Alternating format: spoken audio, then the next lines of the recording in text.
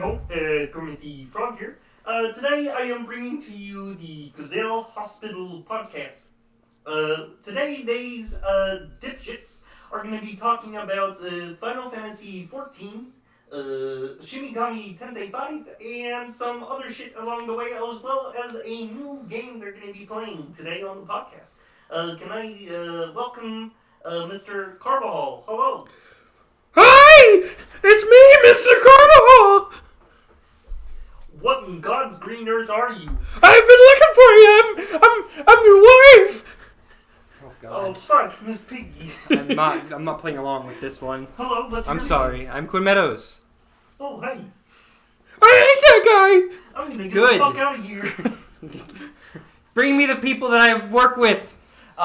Hello, Trey's here. I just watched as a frog ran out, as weird as it is for the people watching. Yeah, there was a pig chasing him. It was really strange, but, it was... it's another day in the Gazelle Hospital podcast room. Right, guys? Right. Miss Piggy just casually dropping by. Yeah. You know there's a video, right? I know.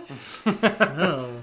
We Where can they usually watch that? We usually treat our video listeners to little visuals. I wanted to treat our audio listeners there. Miss Piggy, by the way, great voice acting. Thanks. Yeah, I just made it up on the I spot. was truly terrified. By the way, I warned none of them that I was about to do this. Yeah, I just kind of went with it, I'm always rolling with the punches. You know how I do. But hey, welcome back, everyone. Quinn, you mentioned that they can see us on video. Where can they find us? Oh, they can find us on YouTube at Gazelle Hospital. Find us on the Gazelle Hospital channel of YouTube. Yep, that's the one. Yep. And Trey, you also mentioned we cater today to our audio listeners. Where can they find us there? Anywhere they would find their normal podcasts. Yeah, that's true. We recently added us to Spotify Yes. too, so feel free to check us out there as well. Yeah. In fact, it'd be great if you could listen to us in all our places you can find us. You should watch our video. Listen to us on Spotify. Listen to us on Apple Tunes. Listen to us from our Apple website, Apple Tunes. That's asking a lot. All at Make the sure you same listen. time. Make sure you At the listen same all the time. way through on every single one All at too. the same time, so you only have to listen And once. don't forget to like, comment, subscribe. Hit that bell if you really feeling real fancy. Man, we're really... I gotta get the going plugs there. in early. This is where people You leave. guys- You're gonna see right here. Yeah. This time. They're like, and Everyone- you know Man, what? I'm not gonna talk You know what? about They shit. not only just do that right now from one, they go to every single one and do it on every Yeah, single they're one. like, okay, I'll wait approximately 1 minute and then just leave. Jump out. Today we do not have any special words we're trying to hide from each other. We wanted to give ourselves a week off of doing that so we can be able to kind of refresh ourselves from that and be able to do it better the next time around. They're just mad that I'm better at it than they are. Well, I mean, the first time you still lost. So. yeah. I mean, the first time we technically all tied, if we're going with that. Actually, no, you No, had three, he didn't would you? have won, yeah. So anyways, If anything, I'm just the worst at it. I mean, I got all three out. God, Alex, I you just got- suck at lying and leading people by the nose. I mean, I was okay. It's just I feel like you guys are specifically. Hyper aware. Yeah, you're waiting for me to do something. You Well, know? it's just the curse of the table. It's Yeah. not even that, I would say. I would say it's more along the lines of you wait for one of your words till the very end. And then you lead us down a path, and it's just like, all right, where's the word coming from? The first time I snuck it in immediately, before we even introduced what we were doing that week. Yeah. And then, last week I literally was like, hey, real quick, I just got this really important thing to talk about. Totally not suspicious. But, it is what it is. In hindsight, I always think of better ways that I could have snuck it in, and, Well, yeah, that's hindsight's a bitch. I'll get better at it. I'm better at Town of Salem, that sort of, you're typing it so people can't exactly Read through your emotions. Yeah, apparently, I don't know where people are getting this idea from, but apparently I'm really easy to read. Weird. Don't play poker. What? I don't have a good hand or anything. That's crazy. Anyways, I'm all in. Man, Well, your ability to lie is directly correlated to your ability to read. I can't read very well. Well, shit, I'm illiterate. Yeah, no, it's really just like I feel like I must have some sort of easy tell. Like I don't know. People who are around me always seem to get the sense of when I'm lying. Maybe it's just because I'm such an honest person most of the time. Like I'm just honest to a fault. And, you know, people just hate seeing me becoming a liar, and they just got to stop me before I go down the wrong path. You're just easy to read in general. If the moments when you get angry are any sort of, like tell.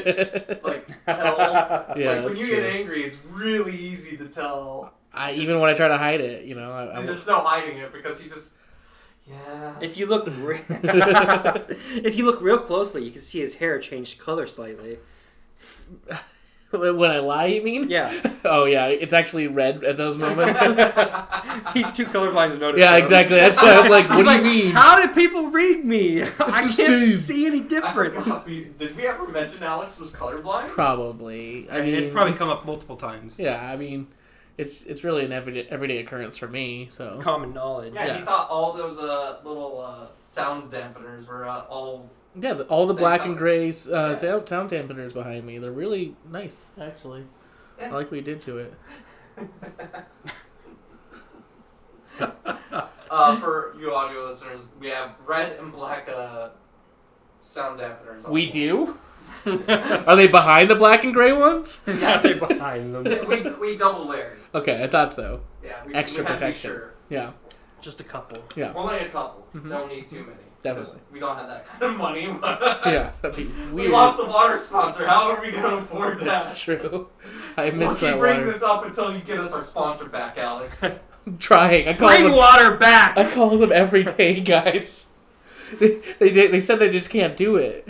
Man, times are hard for you, water. They said in our last 8 podcasts, people stop listening as soon as we say like, comment, and subscribe.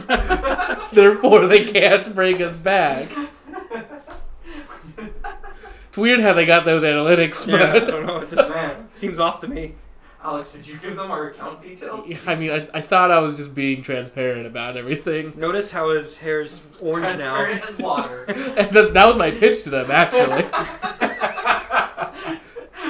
Look, I want to be as transparent as possible. Here's everything. Here's how much money we make. It was just a big zero. Here's how much money I make personally. Another big zero. It's actually negative. Negative 0. And here's the numerical equation of what my life feels like. 0. Here's how many people like our video. 0. Like our video. Please.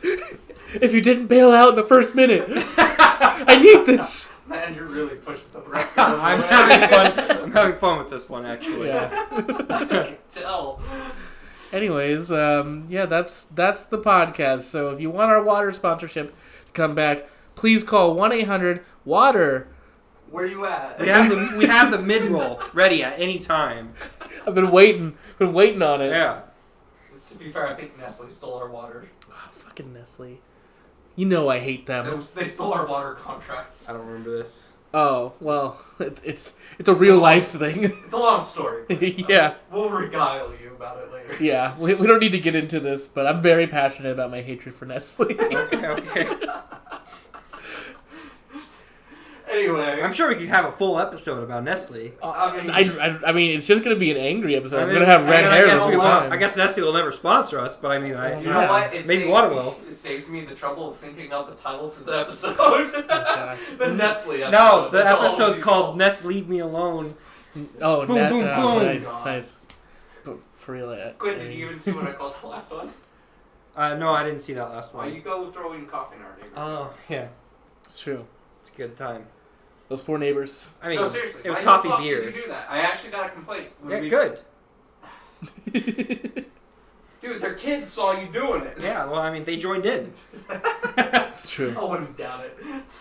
I saw it. I had a friend saying Coffee they were beer, throwing- woo! I had a friend saying that the neighbors' kids were throwing rocks at their cars they drove by. Oh, wow. my I'm like, gosh. what? Yeah, that's when you get them a talking to. And he didn't say too much about it because he said he did that when he was a kid. So I was like, wow. That's funny. I mean, come on, you're a kid, you do things, alright? It's chill. You don't throw rocks at cars. I mean, when you're a kid, you do stupid things. that is some privileged white people kid things. Okay. Like, what do you mean, okay? The coworker wasn't a white privileged kid. Those kids are throwing... these neighbors are. Come on. No, I'm just saying that my coworker, who's the one who said he did the same thing as a kid. Just saying, like, that's how you get in trouble. Yes. That's against the law. Yeah. Yeah. Sure. Yeah. Go tell that to a 3-year-old. I will. I'll arrest him. I'm sending What you did you to do, fight jail. Citizens arrest. Are you gonna fight back? Here he is, officer. I got And him. then they cuff you. Vigilante work is not appreciated. Damn here. it. Sir, that's child abuse. Ah, God. Assault on a minor. I was trying to save my neighborhood. It's not a lovely day in this neighborhood. Yeah, I'm the opposite of Mr. Rogers. Like, I just cause more problems than there needs to be. Just Reg like, Ward. yeah, I just... Your name's gonna be Regor. Yeah, exactly. Opposite Rogers. I love it. I'm Mr. Regor. It's a terrible day in the neighborhood. He says on the roof, kneeling down, looking over everything. Someone dropped a wrapper. A Nestle wrapper? I must stop them. That's gonna sound great in the video. Yeah, I thought so. In the video, not the audio. The audio, it's gonna sound great in the audio. I think the camera jumped a bit in the video. Anyway, as we like to bring up in every single podcast, we're a video game podcast. Mm-hmm. So, Quentin, you were saying you actually finished Yes, Shin Megami I Tensei. finished Shin Megami Tensei 5. I won't spoil much, but the ending was really nice. That's as much as I can say to not spoil anything. I really liked it, and I like how it's like it basically sets forth to make you do it all again. And you can go straight into New Game Plus, which gives you the choice of starting level 0 with a couple added benefits, or starting with everything that you had already with a couple added benefits as well. So you can basically start the game again at level 99 and just breeze through it to get the other endings. And I like that. I always like New Game Pluses. What? Sounds like a lot of fun. Yeah. I always like New Game Pluses, especially when they do stuff like that. I like Tales of New Game Plus type stuff where it's like, oh, you get stuff in the game. At the end of the game, you can use that as currency to make the next game easier or harder if you so wish. So kind of like Resident Evil in a sense, where the Resident Evil games have that kind of system where you get points for doing stuff. They had like a reward system. Well, Resident Evil 2 Remake had a reward system. That was, you unlock stuff based on what you did. And Resident Evil 3 had, you unlock points which you can use to spend on things in New Game Plus mode, which was also a lot of fun. I like 2's better because it was like, you actually have to do stuff to unlock some things. Was 2 the one with the Jill, or was that... 2 is Leon. Leon. And Claire. Okay, 3 was the one with Jill. That was the one I did. My favorite of like a New Game Plus thing that they do, I remember it specifically with this game called Lost Odyssey, where they add like bonus bosses and stuff when you go through. Like you could only find these bosses if you're in New Game Plus. I like that sort of thing because it's like little added feature. Yeah, play the game again, get more time. New Game Plus, lots of fun. I love New Game Plus. So, as a testament to how much my mind wanders while people talk and while we're doing stuff, I realized something. So I said we're a video game podcast, right? And we talked about in the past how we were originally going to start as a Paragon podcast. We did talk about that, yeah. So for those who don't know, Paragon was a MOBA made by Epic that they shut down within like a year of making it. It was really fun. We all enjoyed it and enough to make a podcast basically of it. It's the most passionate I've ever been about a game. I know, right? That's not true, but... So there's a bunch of groups trying to remake it, and there's actually playable versions of it. Well, I remember... I don't think I brought it up to you guys that I have I have played a playable version of it. And it's not the same yet, but they are working on making it as similar as they can, and they also have the rights to all the stuff because Epic made it all open source. I remember that's what I was about to say. The last time we talked about it on podcast, which I listened to recently, is that we were talking about how they made everything open source and available. Which was huge, actually, because Epic normally doesn't do charity stuff like that. I think it was more like they put a lot of work into it, and they didn't want to see it just die. Just die. Yeah. Like, they couldn't support it, but they wanted somebody else to do it, which is cool. Yeah, there's a few developments of it. One is a group is trying to make it as true to the original one as possible. The one I was playing was one where they took some liberties and changed some characters for more balance to balance them a little more. Probably for the best, yeah. Yes, and there's some server issues, but it's enjoyable in its own right. They said they were also going to make their own characters. I mean, they might if they're gonna if they're gonna do it. I'll keep up to date on that as best as I can. I know they're slow update because they're a solo developer with I think like 20 people in the house with a Discord where they have people helping them off and on. I'll look into it and probably say what group it is next podcast because I didn't really think about this beforehand. I'm planning on this. I wasn't really planning on this. It was just something that popped into my head while we're talking about that. Just the enjoyability of replay value, which is something we enjoyed from Paragon. But anyways, moving back to what we were talking about, the new Game Plus for Shimigami. Well, we're just talking about me finishing new Shimigami. Yeah. And I don't know, there's not really much more to say. It's just like, I fought the super boss. It was rough, but you could beat it. Mm-hmm. But I also downloaded all the DLC, and there's a super boss in the DLC. And it's the Demi Fiend, I think it's called. Okay. It's the protagonist from Shin Megami Tensei 3. Oh, that's cool. Yeah, it's cool. Until you fight it, and it's like, oh yeah, it's resistant to everything, so you're not gonna get any like weak attack bonuses on it. To hope for a crit. It has 99 every stat, which you would think wouldn't be that strong, right? It's just 99 every stat. You get to 100. It's pretty strong. I mean, it's balanced. It's balanced strength, yeah. But you will have like 100s in other stats. So you would think, oh, I can handle this. And then he summons 3 other demons, and some of them look like weak demons, but they all have shit ton of health, and they all do a lot of damage, and they all are really obnoxious. And then he'll just use one attack, which pierces through any defenses you have, and will one-shot you. And it's just like, this isn't fun. The fight's not fun. The demons with him don't die fast at all. They take forever to kill. And then he'll just randomly decide, alright, I'm just going to one-shot everyone now. And then that ends the game. And that ends your game. Is it not an enraged timer? What? Yeah, I was going to say, it's not is really it like an enraged timer. He just does it I think it's dependent on what you do in the game. But like at the same time, it's like... Because I think it's like if you buff yourself too much, or if you debuff him too much, he'll do it. But it's like, that's how you're meant to play the game. Yeah, especially in my case. So, Alex, I decided to start playing it. Yeah. And so, first thing I noticed when I booted up the game, music, on point, love it. But that's because it's my style, which is metal and rock, which is, the opening had metal and rock. Music's great throughout the whole game. But in general, it was nice. And I chose hard. Bold strat, but I respect it. Bold strat-con. I know you know about the difficulty of SMT games, so I'm surprised you did that. I did it for the lulz because I'm a... When it comes to games, I'm masochistic. In that sense. That just means you're masochistic. No, it's okay, you can say it. It's a safe place here. No, no, I'm not. It's a safe place here, Trey. I can withstand pain. See? I don't enjoy pain. Well, okay, sure. But when it comes to video games, I enjoy a challenge so much. I enjoy things that are extremely challenging. That's why I love every Dark Souls game there is. And I can't wait for Elden Ring. That's going to be fun. Elden Ring's going to be great. But anyways, sorry to derail that. But you didn't derail. There's no derail. Yeah. There was no derail there at all. It's probably the least derailed we've ever been. Yeah. I know, but so derailed that we're still on the tracks. Okay. Exactly. That means we're not derailed, Trey. We just hopped. Okay. We didn't hop at all. It was literally like straight path.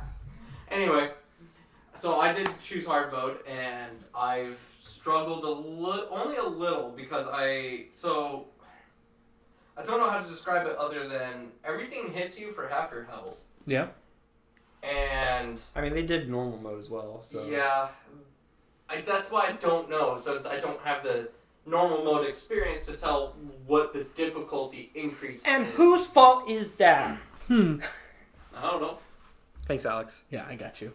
I'm always here to support somebody. Just randomly. Yeah, I'm just here for Everyone but himself. But I was enjoying it. The one question, Quinn, I do have. Alex, you might be able to answer this too because you have more game time than I do. So whenever I level up, I only get 1 stat point. Yep. Is that throughout the whole game? Yep. Yeah, so Okay, my concern was if I power leveled to meet the challenges that were going to kind of get thrown at me on hard mode, if power leveling was a disadvantage because I could get more stat points later on. There's no disadvantage to power leveling because the only stuff that gives bonus experience, the only things that will give bonus experience, only do it for your demons. Yes, or bonus stats. I already came across Will do this. it for your demons rather than yourself. But no, I mean, there are items that will give you bonus stats, but you can just use those outright. There's miracles which give more stats when you level up. Okay, gotcha. And then second question, what's more important to you? Agility or strength? Or magic, sorry. well, for Quinn, it's magic. I did strength. Okay, so we all did something different. I did agility because I like to dodge every single attack. I actually magic pumped until I was at 100, and then I vitality pumped until that was at 100. So Quinn's idea is tank and spank, basically. Yep. Spank and then Then spank and then more when spank he's ready, than he can tank while he spanks. Yeah. And then Alex, yours is... I'm just hitting them hard. The best way to not get hit for half your health is to kill them before they can attack you. This is true. Mm-hmm. You can also just dodge everything and go first no matter what. Sure, but you can also just kill them before they attack you. That being said, I've run into mobs where I'm just like, dude, how are you going first? I hit you in the outworld. I hit you, and you're still going first, and I have a shit ton of agility. I thought the whole point of hitting them was so you go first. No, they go. It's just random, depending on agility. But I think it's probably a percentile roll. Yeah. Yeah, I've gotten surprisingly. I'm only like level 17 right now. I know Quinn's mocking me, but surprisingly, everything's even except for my strength. It's balanced out. That's how it works. Yeah. The points you spend is what's gonna tip the scales. Oh, Quinn, you said Demi Fiend from 3. Yeah. All I can think of is Nocturne, the main character from Nocturne. That's 3. That is 3. Yeah. So is it? That is the character. That is the protagonist of 3. Yeah. Because that character was cool. I enjoyed playing that one because it felt like you were more just. I don't know how to describe it. You felt more important. Than just your demons. I mean, technically, it's Quinn. True in all of them, I'm sure, but it feels like for that one you could potentially become way stronger than any demon at level 99 could be.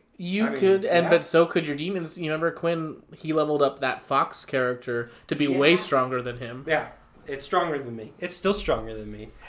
So and everything's at 99. All my main demons are at 99. So it's still stronger than everything. That DLC kind of reminds me. Like I love when games do like little cameos like that from other characters. Like obviously there's like the most notable one, at least for me. Maybe not for you guys, but it's Pokemon Gold when you go up to the top of the mountain and Red's waiting for you. Red's just sitting there being a Chad like such a boss. I mean, such Gold an amazing is just the moment. best Pokemon game, anyways. I mean, that's part of the reason. I mean, maybe. I enjoy Gold or Silver. Look, I disagree, but what do you think's the best Pokemon game? Black and White.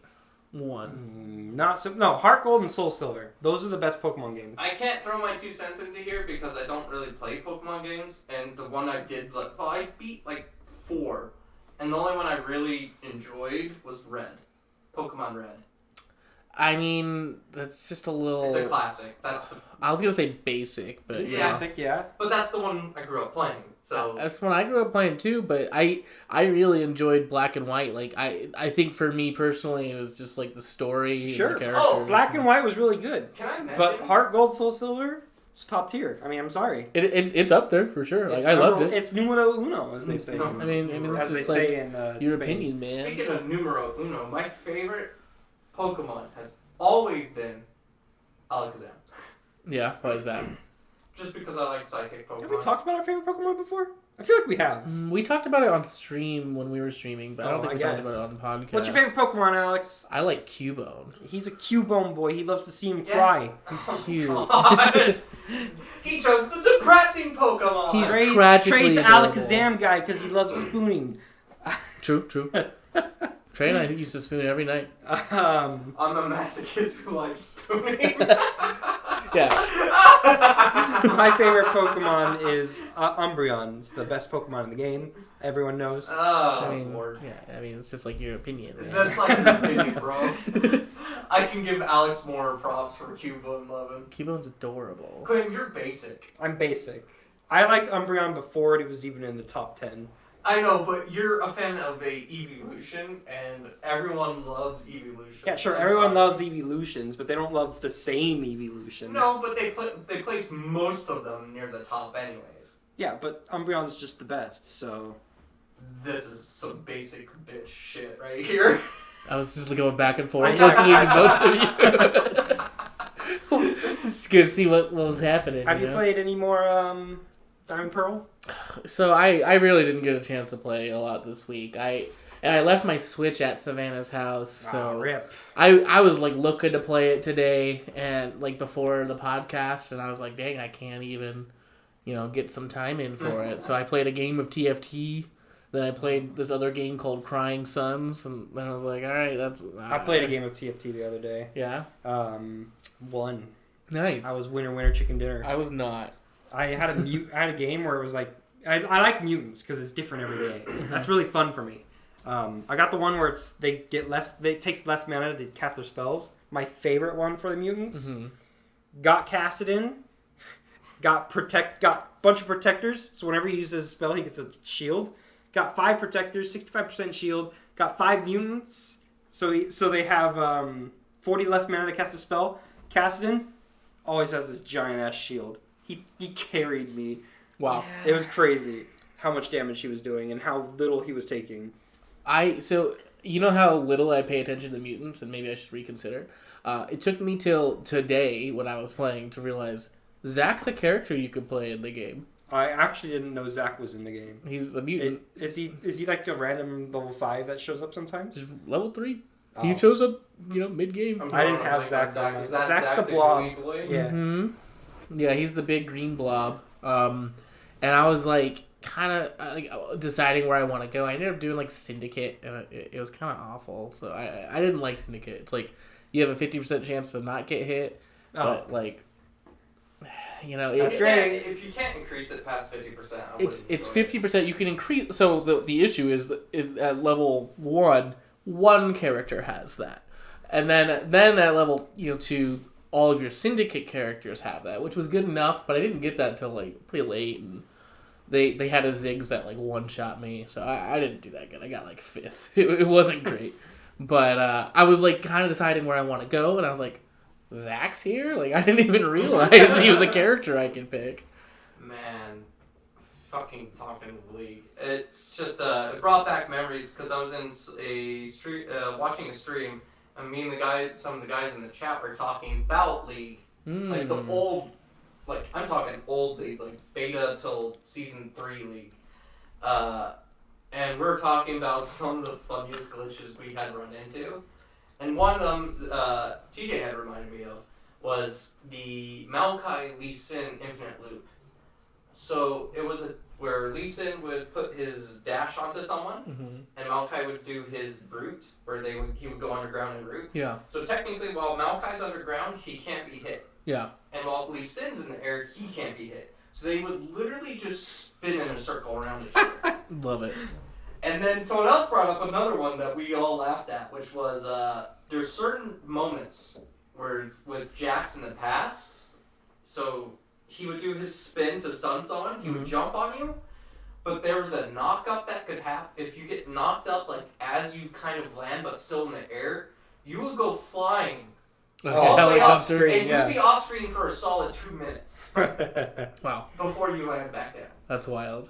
So there was all those, and then we talked about the old school, like the ones that are more common, which was like Nocturne doing his ult dash onto someone as they back to base, and he just follows them all the way back to base. That's happened to me before. Yeah, it just reminded me so much. I'd like to play like an ARAM or something. Every now and then. I get that small urge, and then I go, why would I want to do that to myself? Where I would even reinstall the normal League game. And I just have it for TFT. Same. I only did that for TFT because I was playing with a streamer who asked me to play with them, and that was it. That's the only reason I would ever do it. Yeah. It's, it's fun to play. I saw this video on TikTok the other day where they're like, this duo made it to like, whatever, I forgot their top thing. Challenger, is that it? Sure. I don't know. They added so many. Yeah, Challenger. Sure. With Rengar and Ivern duo bot. And like basically, Ivern makes a bunch of brush. It makes bush and Rengar jumps in it. That's why I was just thinking to myself. I was like, as someone who is really mechanically inclined in League, that makes sense in my head. It was pretty funny. I mean, it's cool that they got there. I mean, yeah, you could. The amount of cheese you could pull if you know what you're doing. I mean, I mean, when you just main those two, I mean, like that's all you're doing. I wouldn't even say maining, but yeah. I mean, if you're using you have just the them. mechanical knowledge of all the characters, and if you can play it to a high enough level of cheese, yeah, it works. That's all that matters. Exactly. Yeah. That's why I always got so pissed off when Riot decided they hated cheese, and they're like, "No, you can't do that. No, you can't do that." I mean, they have a competitor, like one of the biggest esports. They did have to keep in mind their competitive scene, and I think where it all started was with Master Yi in his AP phase. Oh yeah, that was pretty wild. The one where he had resets on any kill, and he would build AP on him. You would basically wait until one person's about to die, and then you Q them. You would finish them off, take out half of everyone's health, and then you just continuously press Q because you can't be targeted. And you would literally pentakill for no fucking reason. And even if you... So, the cheesiest part about that build in the past was his W that would heal him gave him a shit ton of armor. Like, he would Q you under tower, armor and heal, and his Q would come up within 3 seconds. And he would Q you again and you die. It was the cheesiest thing in the world. And they had to... To be fair, that had to be changed. Yeah, you can't just deal with that. That's awful. And then, so they changed it, and then 2 seasons later, someone brought it back. It was to the lesser extent of what it was, where it took 3 Qs to kill people, but however, their team had played around, his team had been playing around it perfectly, so they lowered the health, and he just went, finished everyone off. That's brutal. So it's just, and then they basically removed his AP scaling. I mean, yeah. They said we can't have this. It was dumb. It was dumb and it wasn't fair, but it's at the same time, it was like the start of them going, you can't have fun doing whatever the fuck you want. You have to play within a meta. No fun. We hate fun. We hate metas. Everyone, use your... No, they love metas. And so they keep the meta. Yeah, and then they make their own. They just hate fun metas. Yeah, there it is. I can agree to that. R.I.P. AP Rengar. R.I.P. You meow and you last meow last time. Oh, I missed that. Alright, guys. Yes? I think it's time. I'll let you talk about Final Fantasy 14. Oh, baby! If you're watching the video podcast, this is where I start just drinking and letting them go off. Go off, Queens. Yeah. All right. Where do we start? Where do we start? Well, we start with saying. I was about to say. Endwalkers released a couple days ago, maybe 2, 3. Yeah, 2 or 3 days ago, and forewarning, spoilers. In the sense of kind of what we've been doing with it. I guess. And our thoughts so far. Anyways, right. Go ahead. Well, I wasn't doing much of the story specifically. Day 1. I spent the whole day leveling Sage. Yes, I remember. Oh my god, is that class incredible! It feels so fun to play. And it may not be the strongest healing class. I can already say it's not the strongest healing class. It's not even it's probably worse than Scholar. But it's more fun than Scholar, and I love Scholar. I'm a Scholar main. It's more fun than Scholar. He has no taste. It takes a lot of effort to do something on Sage, and it takes a lot of button presses, and I love it. I love that it has the resource system that automatically goes up every 20 seconds, and every time you use one of those resources, you get 7% of your mana back. I love that you can put an ability on somebody, and whenever you do damage, you slightly heal them. I love that you can give shields to someone. There's this ability, it's Haima, I believe it's called. You put it on a tank, or anyone really, and it gives them a shield, and if it breaks, it gives them another shield, and if it breaks, it gives them another shield. 5 times. And so you could just keep DPSing and give them the heal from your DPS. I love that the 3 main abilities that you have, your basic attack, your main heal, and then your AoE heal, also have a second side to them if you use another ability, so it becomes a dot attack, a shield heal, or an area shield heal. I mean, just the whole concept of Sage is just so well done and so well thought out that it just makes it a fun class to play. The weapons are super cool. Hold on. Before you start explaining the weapons, let me paint a picture for Alex here, so he has some things to think about here. Hey. So he can be a bit of part of this. All right, Alex. Wait, real fast. Look at me, I'm Alex. Okay, All Alex. right. I want you to imagine. He's on his Just phone. use your imagination here. You live in a fantasy world. The world is your oyster. You have magic. You have these abilities. And then you see this guy who says, I can heal you. You're like, oh, Wait, thanks. am I hurt? Yes. Yeah, you've been psychic. You You have a scraped your knee. boo-boo. You have a boo-boo. Okay. And he's just like, I can heal you. And all of a sudden, 4 Gundam wings come out from his back. Oh, that's cool. And he's just like, don't worry, lad. I have the ability to heal. With my drill that pierces the heavens. Oh! Okay, he does have a drill. But it's very mech-inspired. Hey, just for the record, that might be my character when I get that mech-inspired D&D thing that I kickstarted. That's fine. So the Sage has like abilities to dash forward, and he has like 4. Do you just look like Mercy then if you have those wings? You can, Basically. actually. But you only have 4, and so they're like little. They're called Nolitz. They're called Nolitz. They're like little flying robot things that you control around you. They shoot lasers. They shoot lasers, and then they They're like create thrusters energy too. shields around people, and they become thrusters if you use the dash.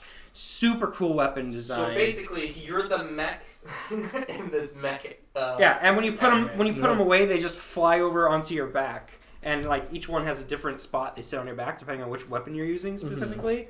Like the main one looks like a chakram on your back, but the first ones you can buy with the poetics, they look like angel wings kind of. Okay. And then the ones that I have right now go across like kunai across the across the back. I like it. It's really cool. Aesthetically, it's very cool. Just the class in general has a very unique look to it. Mm-hmm. So they changed a bunch of classes around as well with this new expansion, and unlike Quinn, I didn't go to play a new class, so I've been running through the story, and I won't say anything on it because Quinn hasn't gone far enough in it at all, actually, for me to say anything that happens. But the classes, the class I've been playing was Monk, and so if you know me, Alex, when I played Fallout, when I played Cyberpunk, Fist people. I like to fist people. Yeah, I do know you. Fisting is my passion, as some would say. Second to spooning. Second Obviously. to spooning, fisting. But I like the thought of just punching my way to solve issues.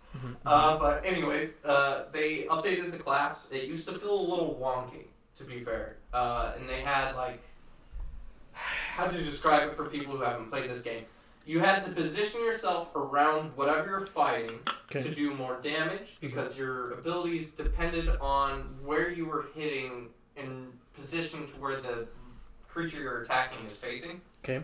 Monk had 6 of those. They're called positionals for obvious reasons. Mm-hmm. And so in this expansion, they're like, well, we're adding this new thing that makes you have to worry about doing certain combos to do stronger abilities. So let's remove 4 of them. I'm like, wait, 4?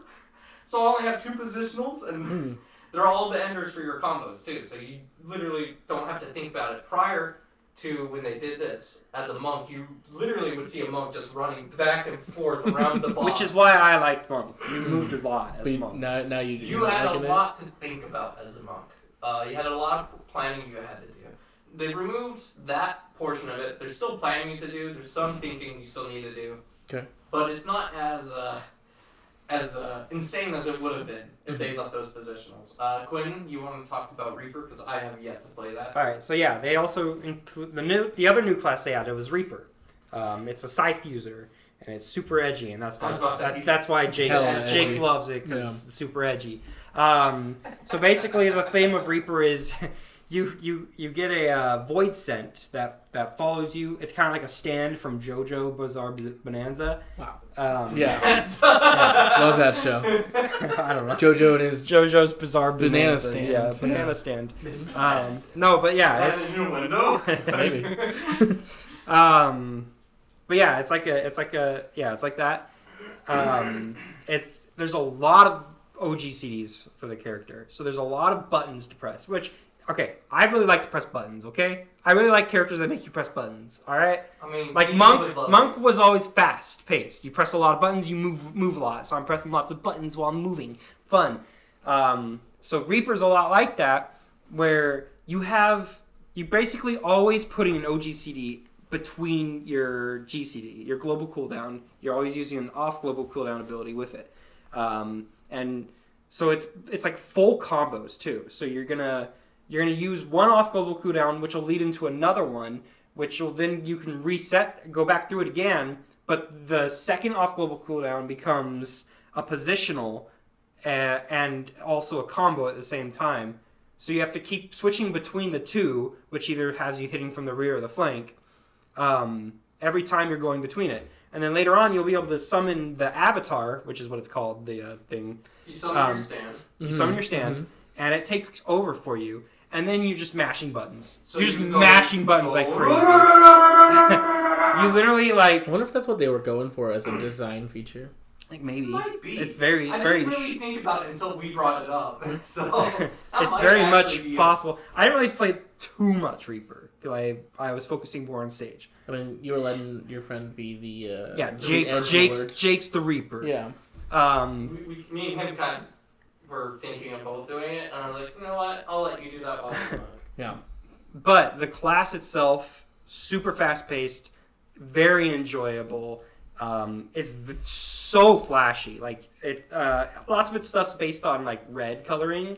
So like the demon itself is red, and when it slashes, you just see a giant red-black streak in the air. Very flashy class, fun to play, fun to watch, fun, just overall fun in general. Yeah, the theme of it is cool. Jake was saying the story. So in Final Fantasy, story trumps everything in the game basically. And he was saying the story for the quest line when you're being a Reaper to unlock stuff as that class, he said that was very enjoyable as well. That's cool. Yep. Did I ever tell you guys I saw this guy hook up a Yu-Gi-Oh card thing to be an astrologist? I've seen that. Oh my god. He did this. Okay, that's the same guy. So yeah, there's the guy that did that, and he would like play cards on the thing in his arm. He'd play the card there, incredible. And it would use an ability in the game. Mm-hmm. That was really awesome. He also made one where he hooked the game up to his treadmill somehow, and he walked across the entirety of Eorzea on the treadmill, which was incredible. And then he hooked it up to the Kinect and was using dance moves for the dancer with the Kinect. Quinn, can we discuss your dance moves you just performed? Those were dabs. Those are not dance moves. When I went to the basketball game the other day, a lot of kids thought this was a dance, alright? So... yeah, okay. There's like a camera, and they'll be like, everyone, it's the dance cam! And then there's like... the meme dances. I mean, like, all the kids just know... Sorry, I'm gonna get on my old man horse real quick. All the kids know is Fortnite dances, let me tell you. Straight up, that's like basically what they were doing. But here's the real question. As much as we can shit on them for only knowing those dances, Alex, can you dance? I mean, you know I went to school for musical theater, right? Yeah. I mean, I can take instruction. I also did ballet. So, like, in that sense, I can Look, dance. he didn't ask you to open your closet and skeleton shirt for ballet. Okay? That explains a lot. Whatever. I Wait, got hold on, a pass. Let me ask you this. When did you do that? Ballet. Like, are you asking if I did it as a kid? Yeah, like What age? Oh, I was in college. So about 19, 20. Well, my statement goes out the window then, Yeah. because I was like, I took hip hop, tap, clog as a kid. Oh, I would have loved to take tap and clog. Oh Oh, my god, I can tell you, they were fun. yeah. I took 2 different tap classes at the same time. Oh, I'm 'Cause, you know, so jealous. Since you were did dance and stuff like that, you know they separate them in levels, right? Yes. So the classes are in levels. I took tap 2, which was putting me with little kids Mm. when I was young, but they were younger than me. And then tap 4 or 5, and I was with people a lot older than me. And this was all because the instructor was like, told my parents, he's really good, go do that, have him go do that. And then she also went, he's good, can you have him do clogging? I love that. I And love so that. I for did you. clogging too, which is basically tap, which is literally just tap, but with, so on, With clogs. yeah, clogs. So clogs, for people who don't know, tap is just 2 metal plates on the heel and then on your toes. Where clog is the same thing, but they also It's like have a a big one. secondary flap Oh, okay. of metal. So it's the metal on the toes and the heel also have a secondary one welded on where it clacks against it. Oh, I didn't realize that. I thought that was like So a you wooden hear shoes. double to triple the noise from each movement. And so the only thing difference was learning how to manipulate when they would clap together. That's it. And then hip hop, which is just hip hop. I didn't take hip hop. I wanted to take hip hop. I took gymnastics when I was a kid, though. If you took gymnastics and ballet, you're close to hip hop. All hip hop was a lot of ballet techniques, but used in a different kind of different way. You did have to learn how to do moonwalking and other stuff like that, but a lot of the exercises where you had to do, I don't remember what they're called, but where you had to basically go across the room, but doing the purees or whatever, where you legs out in the air. Yeah. It's not puree. I don't remember what the fuck they're called. Pirouette is a spin. I don't know what your legs out in the air is. Puree's cooking. I know, but Yeah. I just thought I was thinking that to myself. I was like, wait, the raspberry puree? Oh my god. No. I don't remember what they're called, but Yeah. in the same sense as that. And they also taught you how to do like tap clog and stuff like that. Taught you how to do things where basically, wow, this is weird. We're a gaming podcast, but whatever. Tap taught me how to basically heel drop kick is what it's called, where you just heel, toe, kick. It's weird. Anyway, but you do that with one foot while jumping. I love that. So you basically do all the tap on the ground with one foot before you actually land. Okay. And so it was a weird. I don't remember. I think it was called the bull hop. But then you use your left foot that's coming back down to tap onto the ground with just your toes. Mm-hmm. And so it was like that also in hip hop, where you had to learn how to basically. You just had to have good foot coordination. Yeah, that makes sense. Ballet didn't teach me nearly as much. Ballet taught me all 5 positions of, the ballet positions. And then how to pirouette. Okay, hold on, can I ask? Were you doing this to pick up girls, or were you just there for... Personal reasons. It's part of your... if you're in musical theater, you have to take piano, have to take ballet. You have to take ballet? You couldn't take any other forms of dance class? Do you still... I think you could have taken another form Do you of still dance know class. piano? Because it doesn't sound like you know ballet very much right now. I know my...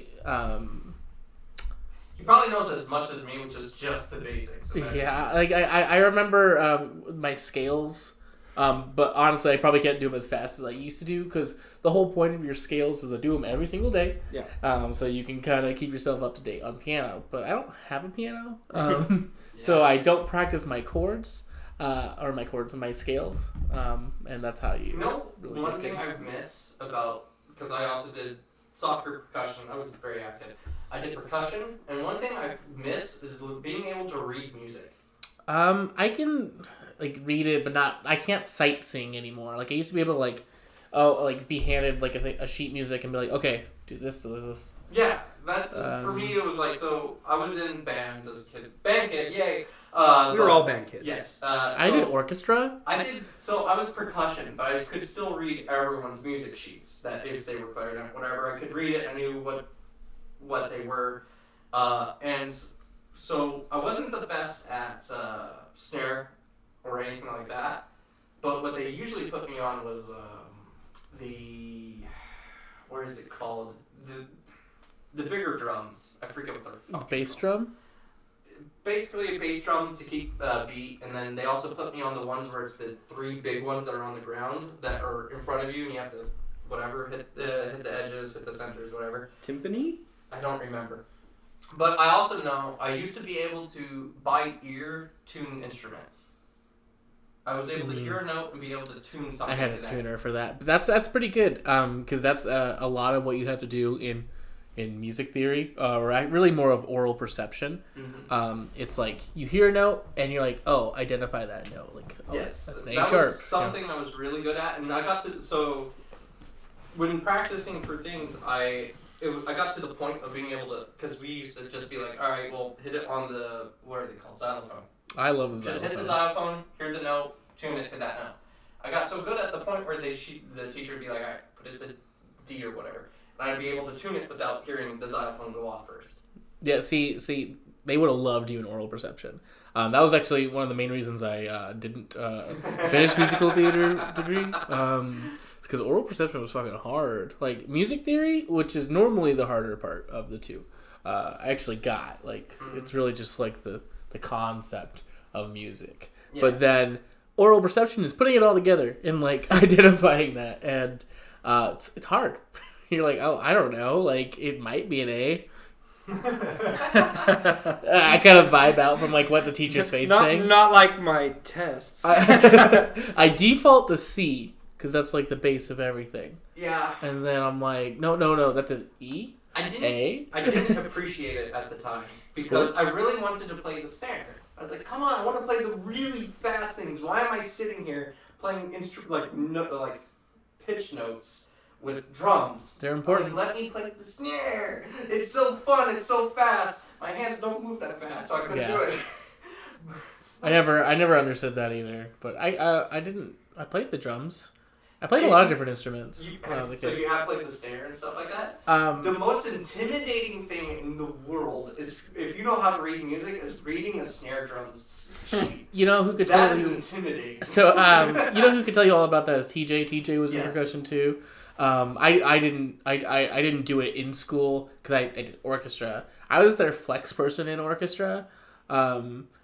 Basically, I did everything except cello because we had one solid celloist.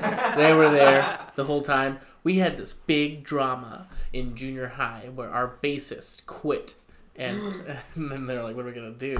And we had like 6 violaists. And you're just like, I got this. Yeah, they were like, we don't need another violist. Or like, who wants to do a bass? I was like, I mean, I've never done it before. It's legit the easiest thing you could do is that little jazz line. But no, they maybe just play like fucking Home Alone, like the Christmas song from Home Alone. Yeah.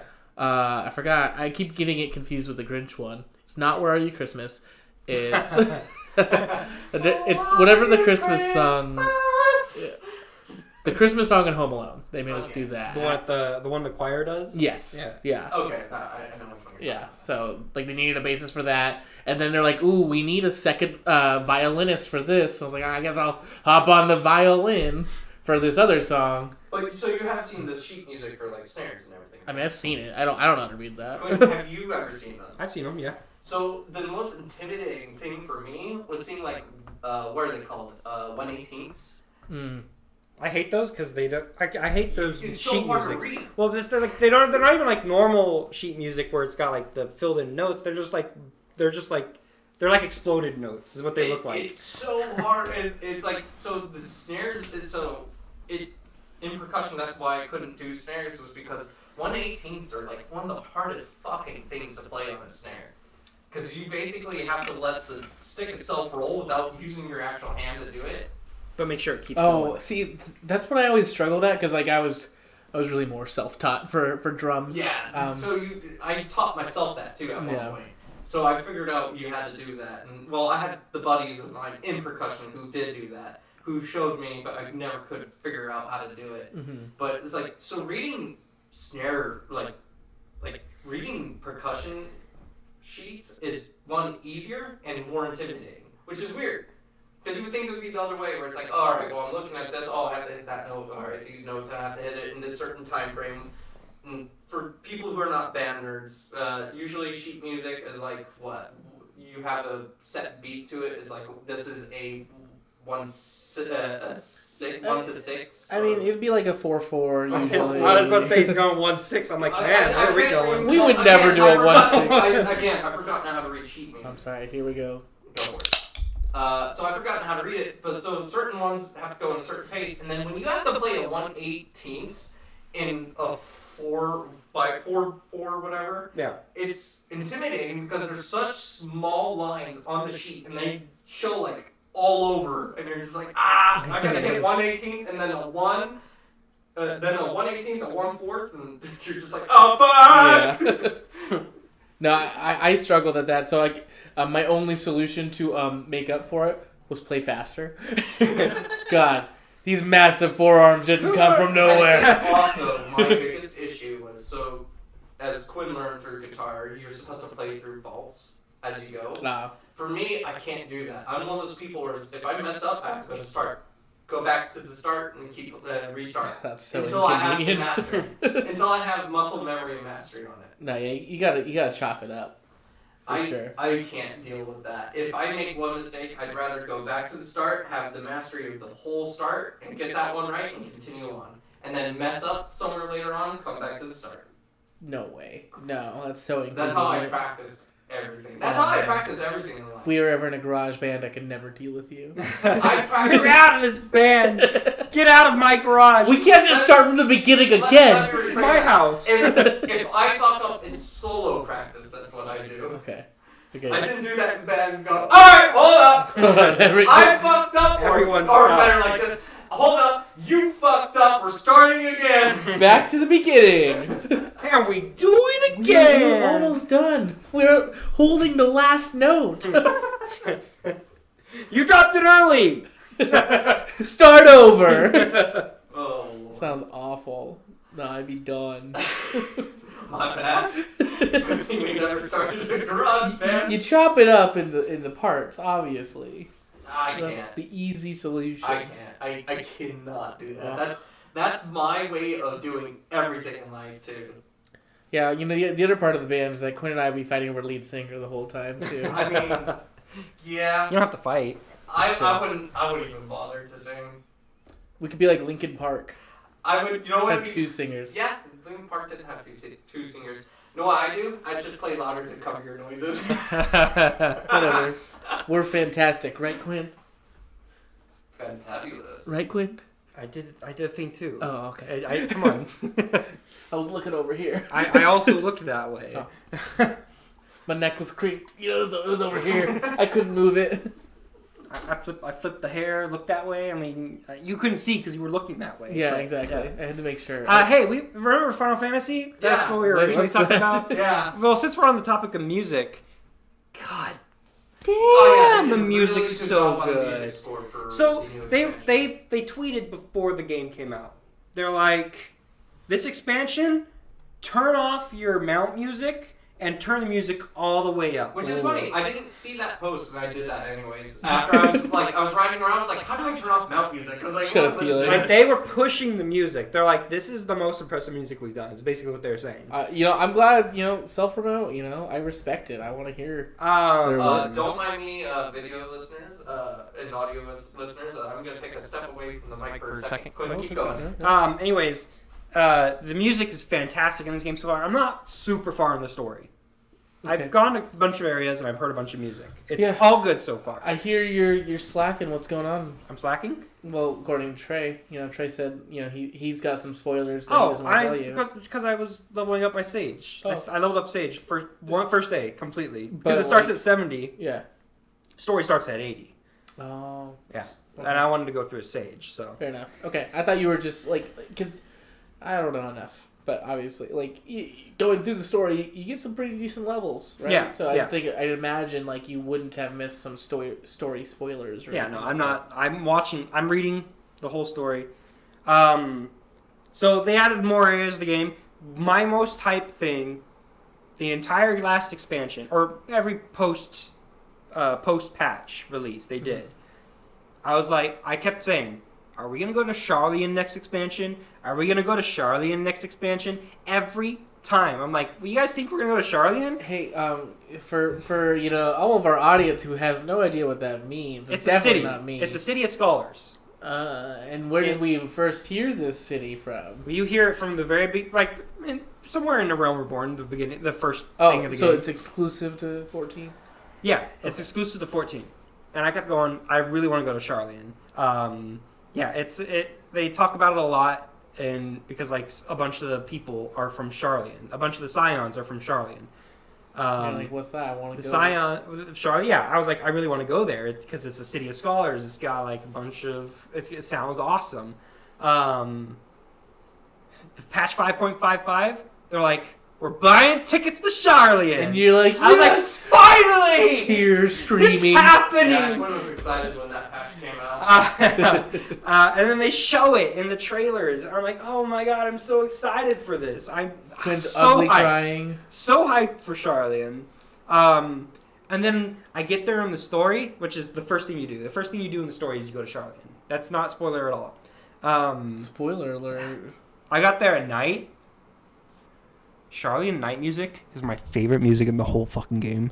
I fucking love it. It's all guitar. It's Charlian Night is basically all acoustic guitar. And it's so good. It's reminiscent of Final Fantasy 15 songs like Lestalum and stuff like that. It's so good, and I need a tab for it so I can play it. To put a genre on, well, to give you the vibe, Alex. Give me the vibe. So the way I stated it was, imagine something like an Italian city mixed with kind of a Spanish feel. Okay. Like that kind of acoustic, of an Italian acoustic, but with a Spanish feel. I got Fire Emblem music in my head. I love Fire Emblem music. Yeah, they got a lot of guitar in that one. It's really nice. I do enjoy that music. So Quinn hasn't gotten as far as in the game as I have. Some of the the first trial of the new expansion. I'm about to get there. When you're I tried to get there before the podcast. The music there is very bombastic and very awesome. I loved it so Mr. much. Boombastic? Yes. Boombastic. And I was in the call with some of Quinn's friends who were also playing it, and I just could not stop gushing about it. Not the music, just the music, but also the fight itself. I was sitting there like, this is so good, this is so amazing. I was like, this is going to be so fun to break down when you're trying to do the hard version of this. And I was just like, this is the first one? What are they going to do for the rest of the story? Hey Quinn, do your friends listen to the podcast? I don't think they do. Okay, I'm going to give them a code word to see if they secretly That's do. a good idea. Yes. All right, pay attention. Here's your code word. If you are a friend of Quinn and listen to the podcast, when you hop into the call with Quinn next, please say Cheeto Bolito. Cheeto. That word is Cheeto Bolito. Cheeto Bolito. And then you just say that with no context, and Quinn will write an erotic fan fiction about you. Oh! Guaranteed. Fuck yeah! Quinn, I didn't know you're a writer. He is. You're not allowed writing. to say For anything. fanfic, You're not allowed to say anything. It's true. Yeah, I mean, obviously, it's a secret. So Quinn's looking at me because he's thinking, I'm gonna fucking just Hey, message them tell real quickly Quinn through Discord. Cheeto Bolito. Look, I didn't say it. Yeah. I mean, this is just like a... I doubt they listen, right? But if they did, it'd be kind of funny. Jake has listened to some of our old ones after I mentioned it. Did you mention that we restarted? Yes. Okay. You know what? Quinn, you should read that erotic fan fiction, paraphrased on podcast if they do. I think that's a great idea. It has to be paraphrased because, of course, we can't read erotic fanfic out loud on podcasts, completely. Why not? Because You supplied enough of that energy already, Alex. You can't do more. We already have it listed as explicit. It can't get more explicit. Except for the family episode. That one's not explicit. Grab your children. Grab your children. What? And put them in front of the radio? The radio. Radio? Because they can listen on the radio? I mean, maybe It's the a radio... weird... Grab your children. Just end it right there. Stop. Stop the sentence. Grab them. Tommy! Now whisper into their ear. Cheeto Polito. Hey, can we mention real fast? Go ahead and duck. Go ahead and duck. Or just move your head to the other side. No, that's good. That's good. Yeah, you see that picture? I'm gonna point in my camera. You could just move your head. I There. didn't know what he was going for. There's a picture down there in Alex's camera. Alex, point at it. Oh, it's right here. Yeah, we got that picture. It's been there. Sorry, audio listeners. We are pointing out a picture inside Alex's camera. Yeah, well, maybe I'll tweet it out when we release this episode. At Gazelle Hospital on Twitter.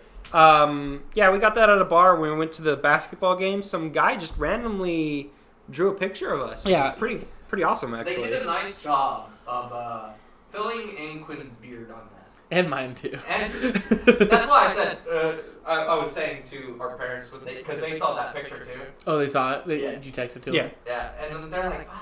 I was like, yeah, they really filled in Quinn's beard. And Alex's. I was just surprised. I was like, do I look like that angry right now? Like, did something happen? You just have rusty bitch face. I don't think I do though. Like, I really think people would know. Like you aren't.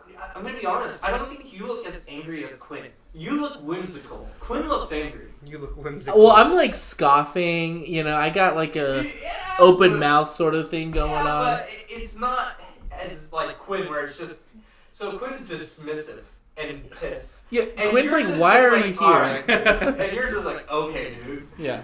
Whereas Quinn's is just you know what? Fuck you, dude. Get the fuck out of my face. But for the audio listeners, if you haven't checked out on Twitter, it's a picture of me and Quinn. On the top it says, "Give no fucks," with an X. Yeah. And it was just really random. Quinn and I were just sitting there at the bar. We were just kind of waiting to go to the game. And randomly this guy comes up. I was like, oh no. I don't want anything. But then he already just drew a picture of us. I was like, wow, this is really nice and really good. Yeah. Thanks. I gave him some money. Yeah. I was Nice you didn't need to do that. But it was cool. It's got a view of the Phoenix skyline going on. It was cool. Overall, The Phoenix skyline that looks like the Golden Gate Bridge. we have a bridge. That's what I said, we do have a we? bridge. I Right. don't know if it's a suspension bridge. Though. Yeah. I don't know. I think it has I have no the idea. parts honestly. for it. But Oh, I don't think I know which one that is. That is. it's more by Tempe. I don't go down That's Phoenix very that's often. Phoenix. Is it in Phoenix? Okay. Yeah, that's what. It's weird border area. But yeah, no, that's there. It could also be Manhattan because I was drinking the Manhattan. I think it was supposed to be Phoenix, but I don't know. Who knows? Regardless, it was a really cool picture, and Trey missed out. I didn't even know this was a fucking thing was going on. It was a thing that was It going happened. No one said anything to me. I only had had two two tickets. so. Oh, that's very nice. I have 2 tickets tomorrow. You guys want to go without me?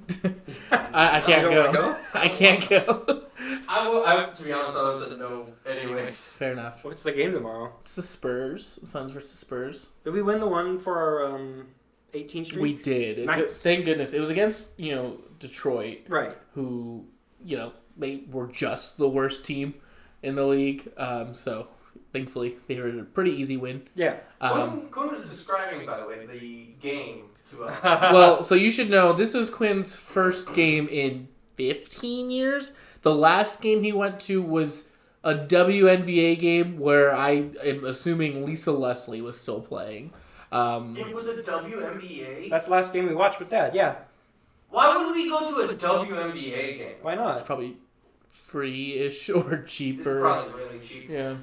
Because they're not good and they like to talk a lot of shit. All right, you tell me what you were describing to Trey. Oh, I was telling him that they had a little bit of trouble holding on to the ball normally. Well, I don't know how normal that is. I think that's more normal. Like, obviously, like, you know, when you see my reference for Quinn a lot was Kuroko's basketball, because that's something he can relate to. But it's more normal than it would be in a show like that, because they're essentially, you know, superpowered basketball players. But what I was kind of explaining to Quinn was, like, they're like the number 3 defense, and we're like the number 2 defense. Like, it was. Like, you know, I was really thinking, like, this game was, like, a big defensive battle. Despite the high score, like, it was a lot of effort, like, from people. Like, we clamped Steph Curry, and he's, like, you know, on an MVP run right now. Even someone who's, a nerd who doesn't watch basketball knows a fan. Yeah, and totally. Well, I was saying that about me. Yeah. Quinn didn't. I had to explain every single player on the Suns and all the players I knew on the Warriors. So what you're saying is the best way to get someone who doesn't follow sports to follow it is if they're an anime fan, make them watch a sports anime? I mean, so the issue with that is, like, they have to be a fan of the sport too. Like, they need to kind of be a fan of like what they're watching, or else it's not gonna really stick. But I was using them as comparisons. Yeah. Because, you know, I would say, like, our center is probably the closest you can get to that center from the Generation of Miracles. Okay, cool. And how was the power top? The power top. I mean, power baby. Sorry. Close enough. Yeah. They did point. There was one time where he pointed. Chris Paul pointed. Yeah, it was pretty great. I was like, I told you, they did it. They did it. The point guard pointing. He did his only job. Yeah. Why did he wait this long? Don't know. I was saying, like, I would say Chris Paul is probably the closest to Kuroko you're going to get. He's not the 6th man, but, like, he's pretty good defensively. He's a pass-first kind of guy. He gets a lot of steals. I think he got 3 steals that game. There was a lot of steals that game. Oh, it was a great game. And I just like that they didn't, like, do too much flashy stuff until the last minute of the game, where they had this one part where they just booked it across to the other side of the court. I was about to say field. I was. But I caught myself. They booked it to the other side of the court, did a triple pass straight into the hoop. It was like, what the hell just happened? Yeah, Quinn was like, now this is some great basketball. He would like the Globetrotters. Well, I was literally saying we should go see the Globetrotters. Globetrotters are going to be They're coming here. in, like, March or something. March 5th, I think it said. But no, like, the Suns are interesting because, like, we don't exactly, I mean, outside of Chris Paul, like, who's, you know, a lock-in Hall of Famer, and we don't have, like, a superstar. Like, we're just, like, pretty solid all around. And, like, in that sense, it makes us suck for fantasy points, for one. But we're also just kind of, like, not, it's hard to talk about because, like, you know, with the Warriors, you know, you have Steph Curry leading the team. You know, 3 you don't points. have that figurehead.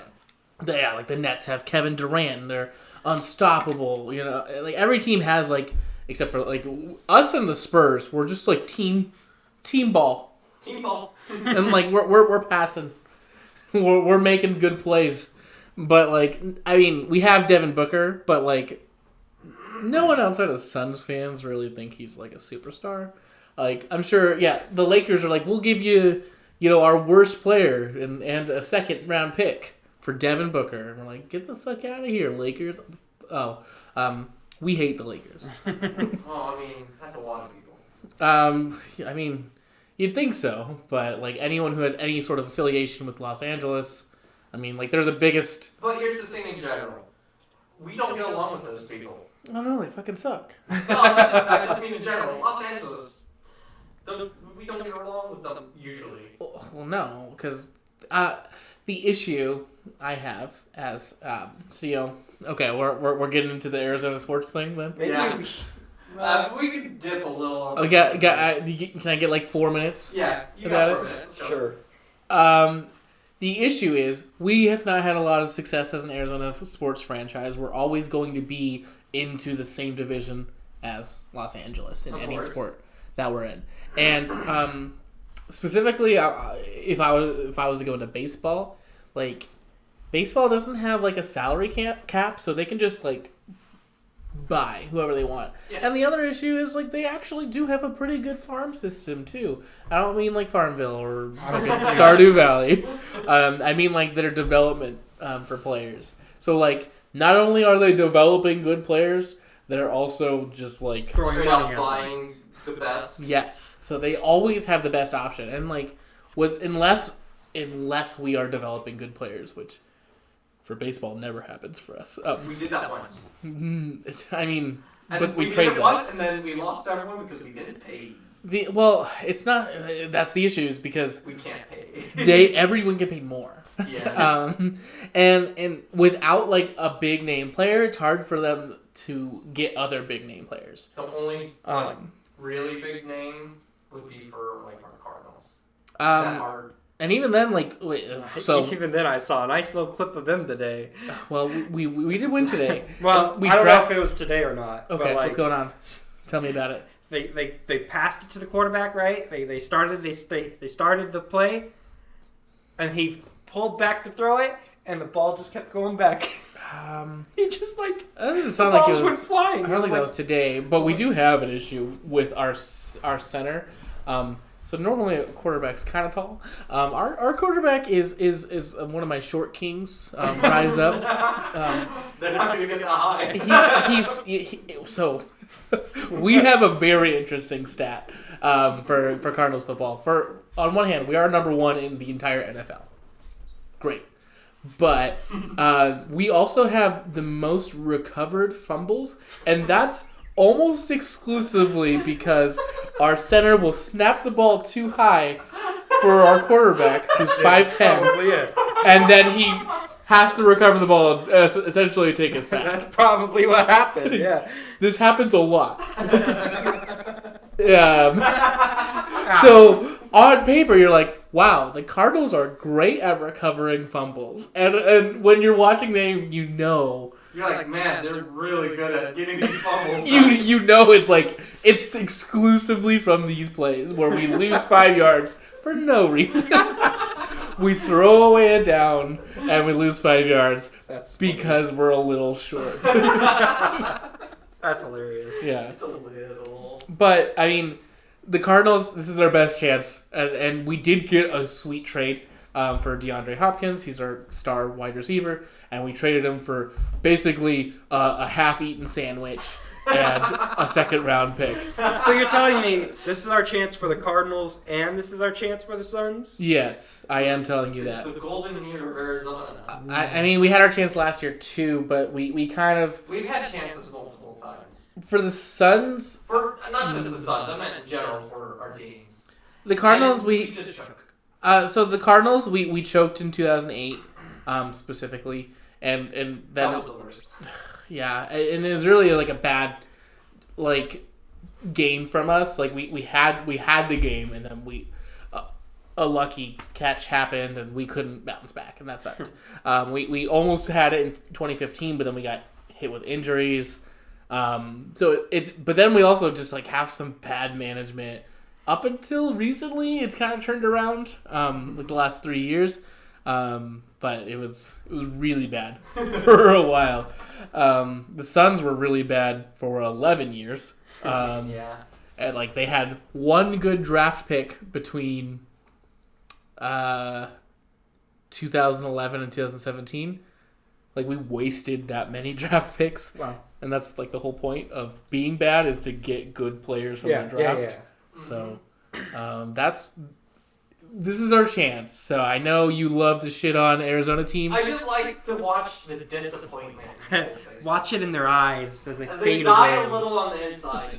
As a true Arizona sports fan, you always are sitting there expecting the worst. But right now, we're all very pleasantly surprised. Yes, you're surprised, but you won't be surprised if they choke. No, absolutely not. Like, we specifically the Cardinals, they had, They have a record. yeah, and then like we put in a lot of like risk reward players, and right now we're hitting the rewards. Doesn't mean that we're not gonna hit those risks later Sooner on. or later. I mean, like we had, one of them was J.J. Watt. He's a top tier defensive lineman, but his whole thing is that he's been injury plagued his whole career, and he's out with an injury right now. Surprise, surprise. So what you're saying is, let's go to Vegas and play some bets. Actually, I was telling Quinn about Oh, a bet. Well, no, don't be too. No, it's fine because at the bar we went to, they have these like bet dealers. And they don't work for the bar, so don't ask them for drinks unless you're placing a $10 bet through their app. And basically, they'll buy you a drink, and then like you'll also with their code get like $250 to spend in their app. So you spend $10, you get $250 to spend. And I think I put it all on the Suns to win the championship. Oh, baby! It's a $250 bet that I got for free. That'll pay $4,700 Maybe. if they win. Yeah, They're doing pretty good. Are we done with Final Fantasy talk right now? I mean, there's not too much we can talk really about. talk about anything. I think we have to be. Spoiler territory. We talked about music.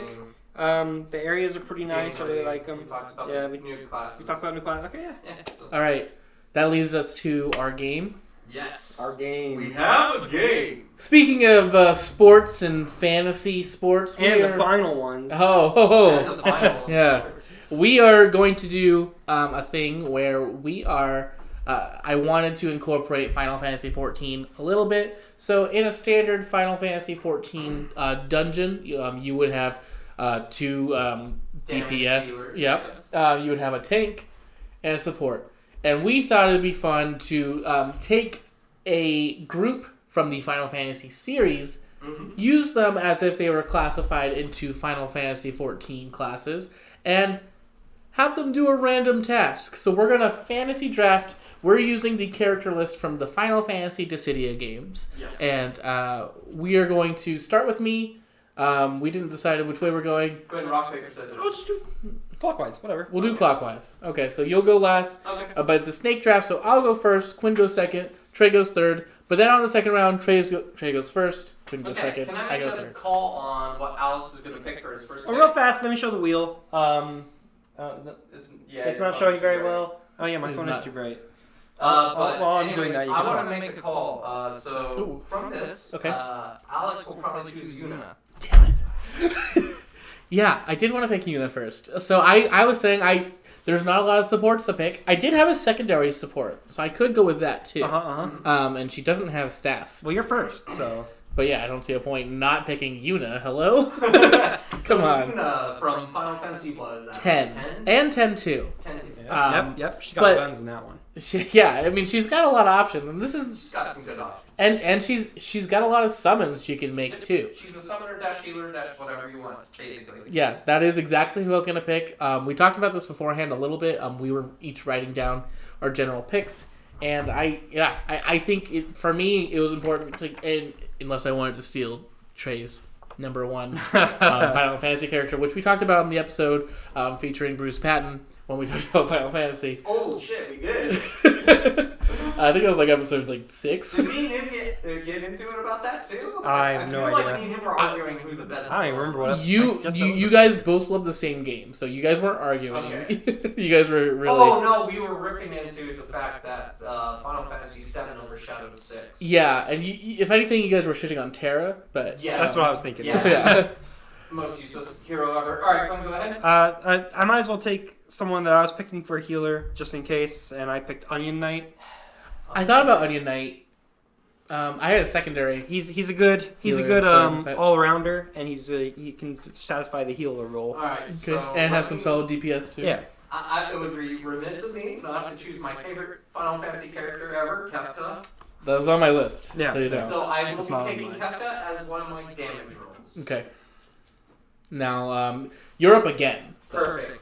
Because it stops Quinn from taking it. I'm taking Y'shtola as a healer. Ooh.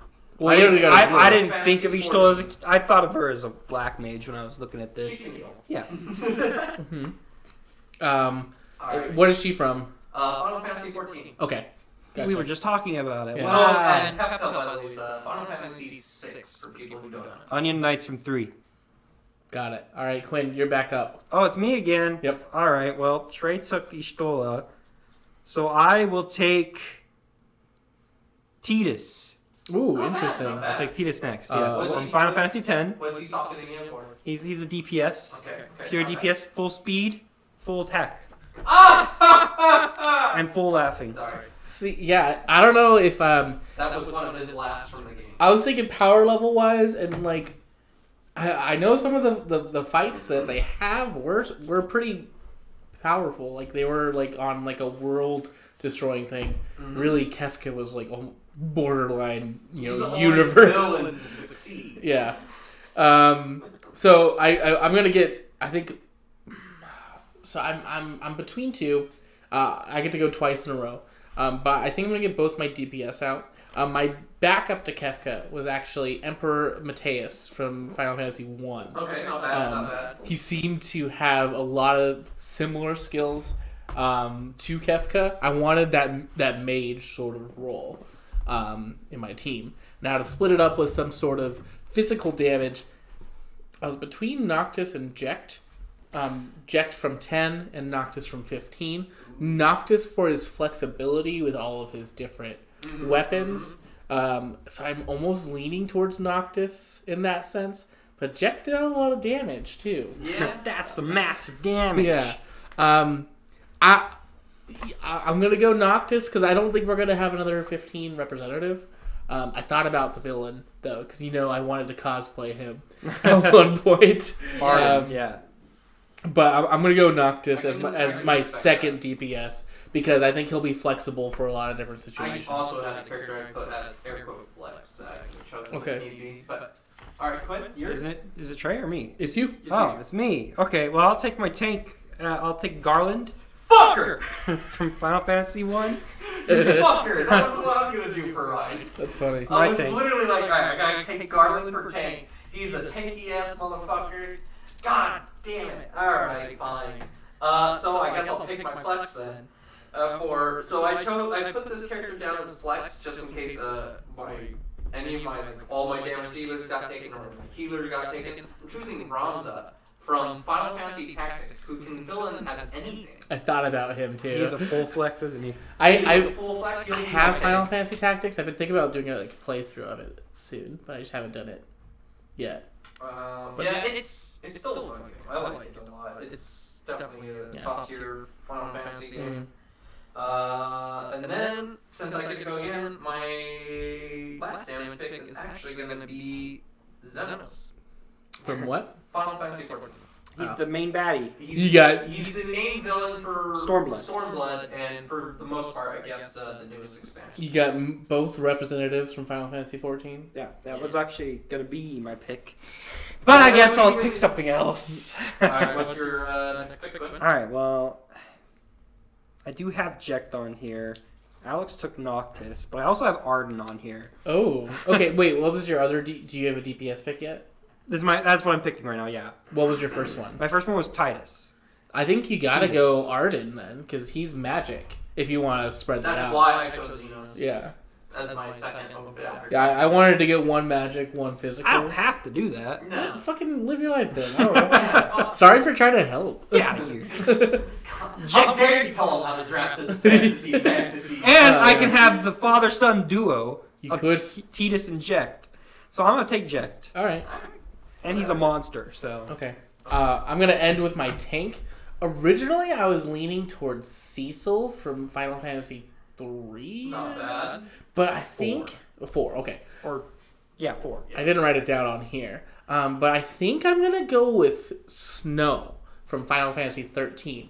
Only because Snow is the only character besides Noctis to probably have any real-world skills. And some of these things on our list are real-world things. Very true. And Which is also why I was considering Ramza for the most part for a lot of things. It's also why I thought about Noctis because they both have more of a modern take on things, and I'm really. But Noctis is a prince. He is a prince. Do too much himself. He does learn to do things himself eventually. But also, to be fair, Snow's a bitch. Snow's a little bit of a bitch, but he is the main villain of Final Fantasy 13 3. Lightning Returns. Lightning Returns. So I think he's less of a bitch there. Yes. My second pick for damage was going to be Shantoto.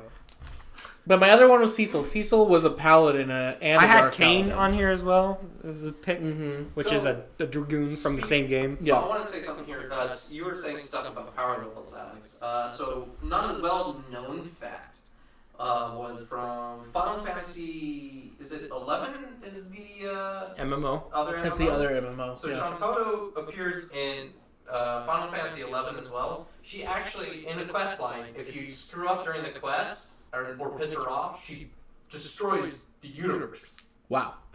That She fun. has the power to do that. So that's why I was thinking it, but some of our tasks on the wheel may Exactly not. why I didn't choose Shantoto because her only skills lie into casting spells. Right. So I think Snow is an obscure pick, but I also think he has some of the most real life skills. All right, how many times are we spinning the wheel? We could do it. We'll start off with twice. If we have a time for a third, we'll do it. Okay. All right, so I spin the wheel now. It's my first time spinning a wheel. I'm so excited. Yeah. All right, our heroes will have to sail across the sea. Ooh. Okay. All right. Let's think about this. I don't think any of my people I have the skills. clear advantage here. Yeah, you do. What? Titus? I have Titus and Jet, both Yeah. physically. But I also have Zenos and Blitz Kefka, ball who can literally characters. fly over the water. Now Noctis did sail, but I don't think he did the sailing. I think he was and I just have Ramza, who really can't. He needs a bow, and Yustola as well. Emperor Mateus has a lot of damage, but I don't think he did anything for himself. Titus and Jet live with the water. So they are both blitzball Stellar players, arguing. and they both journeyed across oceans multiple times. Yeah. But here's the question, Quinn. What about your other two? My other two, I've got Onion Knight, who is a well-rounder, so he can always change to anything that could make it easier on I mean, him. technically, so Garland? Ramza, Garland could be dragged across the ocean. Sure.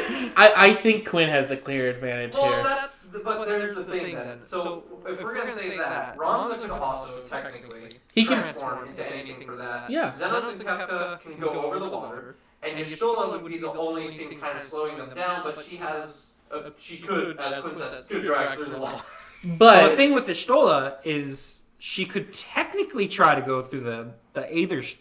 I was about to say she can technically try to teleport, but it doesn't. It work. might not be a good idea. in my opinion, though, I don't think you should be teleporting. You need to have the experience of the boat. Exactly. That's And- where. I also don't think Xenos actually can fly.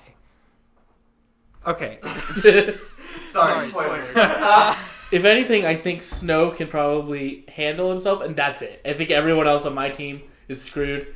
And my vote goes to Quinn for this advantage. Alright, fair. All right. So We'll do 3 then. This is going a lot faster And than I then expected. Garland, since he's in armor, won't die and be dragged through the water. I think he can handle it, but I think Quinn would handle it better. Quinn's team would handle No, it. I meant his. Yeah. Garland. Yeah. I have Yustola Oh, as sorry. the one who would have to be dragged. Yes. all right, let's see what we got next. Mhm. All right, now our heroes will have to make a bed. Ooh, okay. So this is where Noctis and Snow come in handy. Ramza. Ramza. Ramza, baby. Titus and Jack also lived in a modern city, and they were, I don't know, they're just They normal were people. slobs, Quinn. They were both slobs. Of those characters They're were pretty slobs. slobs. Yeah. They wouldn't make Weren't a bed. I think Yuna was very, very tidy. She was, if That's anything, fair. keeping that group I feel all like organized. that's the thing. I have Yustola and Ramza who would make a bed.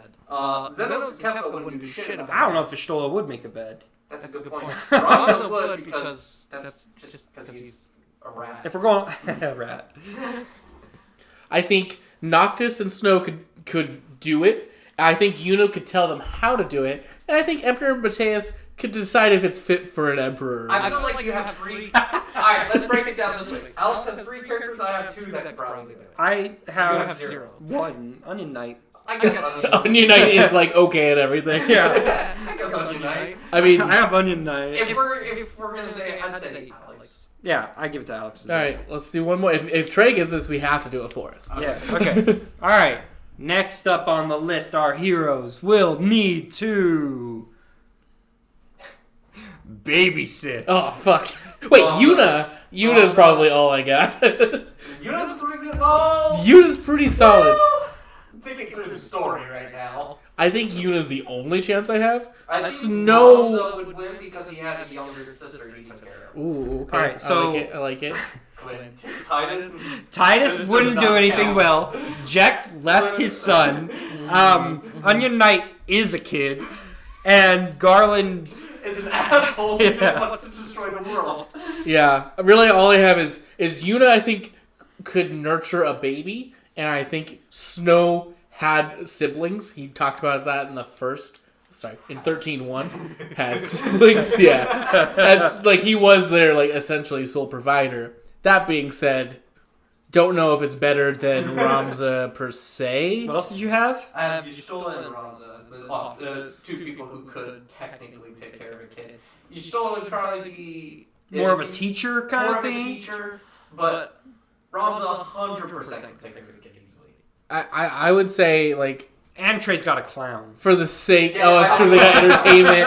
You're right. Trey gets the crown, in my opinion. The clown that destroyed the world would win me a child sin. That means we have one final round to rule them all. Alright. We each got one. Finally. I hope it's not destroy a dragon, because Trey would win that too. Must not do that again. Okay. New one. Finally, our heroes must escape a facility. Ooh. Okay. Yustola has a lot of experience with that. Well, Zenos and Kefka. Zenos has done it himself. Kefka is the one who's built plenty of facilities, plus he can just teleport. that's true. Ramza's my holdout here. He's kind of the problem. I mean, I think all of my people could do it. Snow has escaped a facility. Tidus has also escaped. He's Canonically. not only broke in, he's also escaped afterwards. Noctis, I think he was. So okay, I didn't play the DLC. Help me out. You don't need the DLC for that one. He didn't technically escape that facility. They though. broke into a facility at the end. He didn't get caught. He didn't get caught at the end. He actually saved his friends on the way out, but he didn't get out because he got stuck in a crystal. Yeah. Caught. So that might be negative points in this sense. You broke into plenty of facilities as Noctis. Yes. I think Emperor Mateus could easily blast his way out of any facility. Yes, could as well. Yuna could summon anything to basically get her out of the situation. Can get herself I think So- Tidus and Jekt are very agile and are Yes. capable of moving about a facility, and Garland can easily just walk away with his heavy armor. Yeah, Garland is... I don't know about that one. Onion Knight, you know what? Onion Knight can turn Garland into a frog and himself, and they can go with Tidus and Jekt. Now, That's a thing. Quinn, I don't want to be that guy. I still think Trey wins this just because I think he has two people who can teleport. Yes. I think we lose out. I have Emperor Mateus who can teleport. And Don't you have Noctis? Noctis can can teleport. short warp. Yeah. Oh yeah, Zenos can teleport. I just remembered. I don't know about Snow in 13.3. I don't know what new powers he gains because I've only played 13.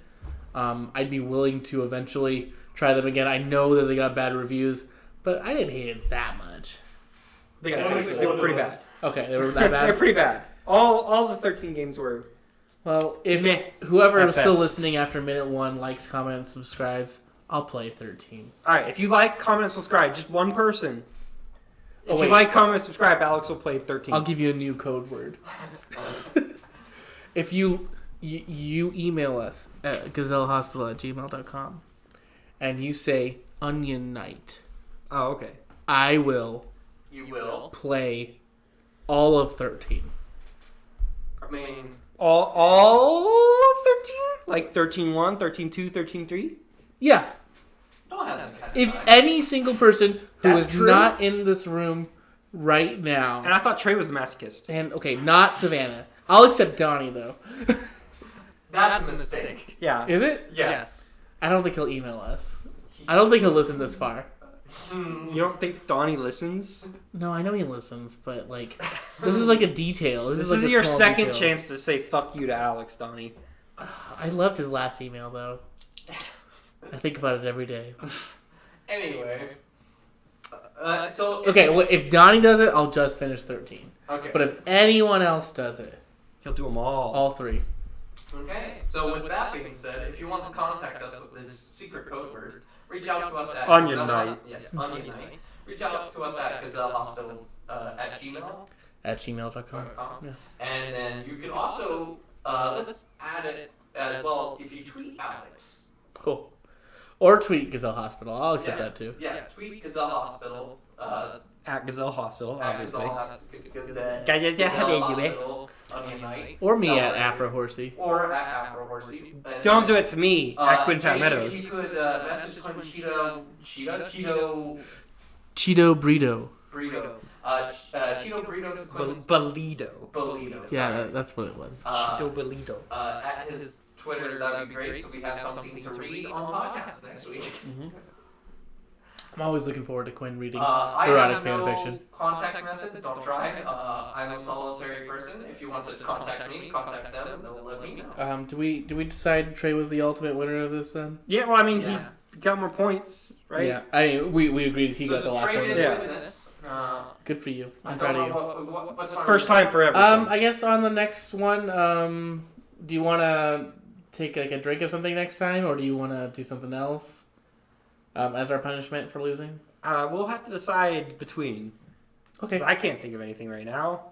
Yeah, we won't put you on the spot. We'll have some sort of punishment for them. If you have any suggestions, though, at Gazelle Hospital, on Twitter or gazellehospital@gmail.com, Just reach out, tell us what you want with the summer.